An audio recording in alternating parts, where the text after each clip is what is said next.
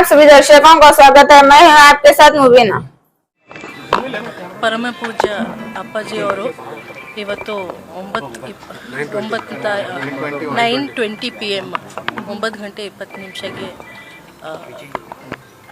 ಸರಿ ಹೋಗಿದ್ದಾರೆ.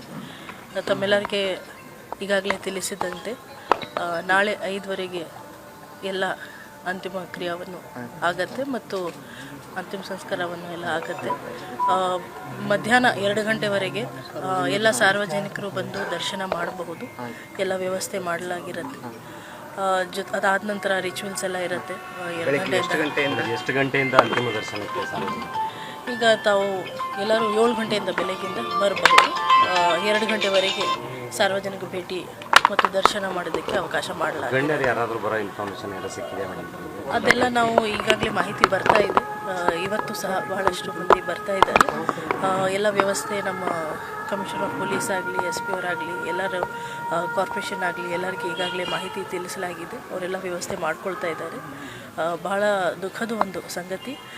ಇಡೀ ಜಿಲ್ಲೆಯಲ್ಲಿನೇ ಬಹಳಷ್ಟು ಫೋನ್ ಕಾಲ್ಸ್ ಬಂದಿದೆ. ಎಲ್ಲರೂ ಎಕ್ಸ್ಪ್ರೆಸ್ ಮಾಡಿದ್ದಾರೆ ಅವರ ದುಃಖ ಮತ್ತು ಅವರು ಒಂದು ಶ್ರದ್ಧೆಯಿಂದ ಎಲ್ಲರೂ ಬಂದು ದರ್ಶನ ಮಾಡಿ ಹೋಗ್ತಾರೆ ಅಂತ ಭಾಳಷ್ಟು ಗಣ್ಯರು ಇರಬಹುದು, ಸಾರ್ವಜನಿಕರು ಇರಬಹುದು, ಎಲ್ಲ ಕಲಬುರಗಿ ಜನರು ಮುಂದೆ ಬಂದು ಈ ರೀತಿ ಒಂದು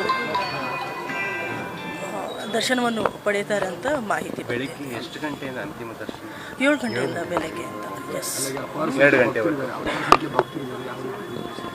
ಲಕ್ಷಾಂತರ ಜನರು ಬರಬಹುದು ನಿರೀಕ್ಷೆ ಇದೆ. ಹಾಗಾಗಿ ನಾವೆಲ್ಲ ವ್ಯವಸ್ಥೆ ಜಿಲ್ಲಾಡಳಿತ ವತಿಯಿಂದ ಆಗಲಿ, ಪೊಲೀಸ್ ವತಿಯಿಂದ ಆಗಲಿ ಎಲ್ಲ ಮಾಡೋದಕ್ಕೆ ನಾವೆಲ್ಲ ಪೂರ್ವ ಸಿದ್ಧತೆ ಮಾಡ್ಕೊಳ್ತಾ ಇದ್ದೀವಿ. Thank you. Latest news updates के लिए YouTube एक्सप्रेस को सब्सक्राइब कीजिए, साथ में बेल आइकॉन को भी क्लिक कीजिए। साथ ही साथ लाइक, शेयर और कमेंट करना ना भूलिए।